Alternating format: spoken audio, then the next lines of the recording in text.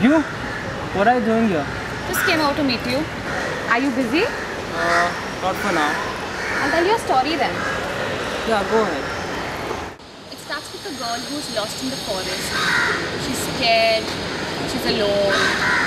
When she wakes up in the morning, all she sees is her rucksack lying next to her with no food. Her friends have all left her and gone. And you know why? They don't care about her anymore. She's panicky, she's annoyed, she's angry, but she's helpless. She cannot do anything at this point. Her friends have left her to die. Okay, you know what? I think it's a sick story. I don't want to listen anymore. Don't bother telling ahead. No, wait. It has a happy ending. Okay. Say. What happens next is, she hasn't given up her hopes. She still wants to find a way. So she starts walking. She starts walking so that she could find a road and get a lift. But she knows it's not going to be easy. But still, she hasn't given up. She's got wounded certain times. Her right foot even bleeds. She has a bottle of water in her hand, which will only last till the day ends. Water ends, and so does energy. She's walking, she's tired, she's sleepy. So she finds a nice cool place and she goes off to sleep under the tree. It's cold, very cold. Suddenly she realizes someone's licking her feet. Slowly she opens her eyes and all she sees is a pack of wolves around her. She tries to act dead, but in vain. She witnesses a sharp bite. And then she tries to escape, to run, but it's all in vain. The wolves tear her apart, they eat her up to the last morsel. May her soul rest in peace. But wait, why will her soul rest in peace? It craves for revenge. And then she just becomes another batch. Fuck you, Melissa. You're insane.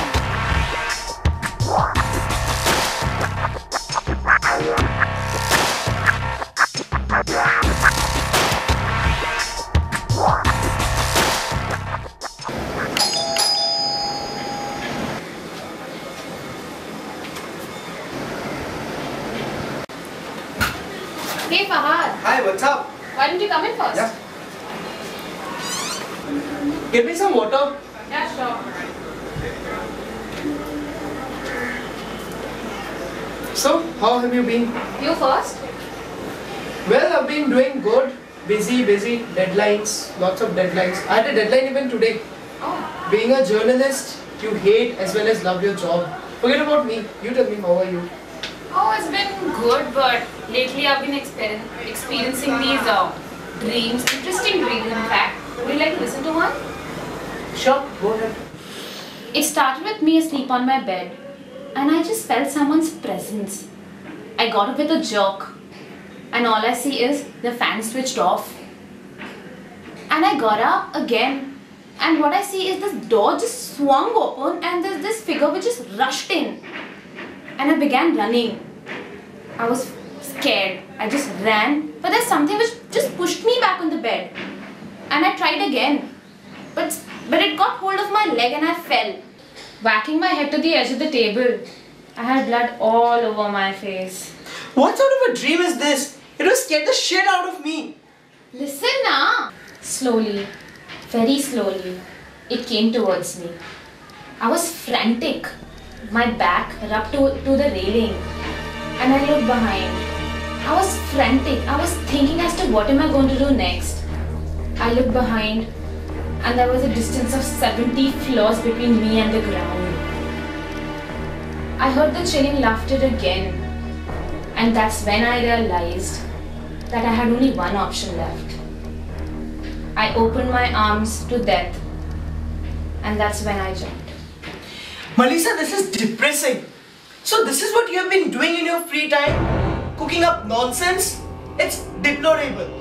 This is not a dream. It's a nightmare. I'm leaving now. I have some work. Goodbye.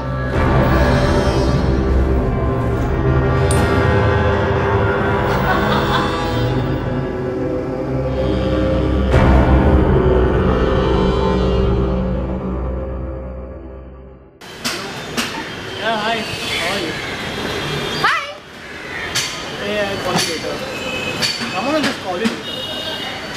What's up? I was just passing by and I saw a fool sit on the water tank, so I just came out to say hi. You are. You know, Hiten, imagine yourself in a situation where you're struggling for life, where you want to stay alive, but you want to die at the same time. You know, the other day, I was sitting on the seashore and I saw this tiny little fish struggling on the shore. That's awesome. Don't be funny. And I wanted to switch roles. I wanted to be at Ernest's place and undergo the pain and the suffering it was going through. I just wanted to get engulfed by water and experience that with every losing breath. I would just get closer to death, you know. Masterstroke, that was poetry. Unbelievable. Not funny, honestly. You realize that we sometimes come up with the most unbelievable jokes. No one takes me seriously. Or rather, no one understands me.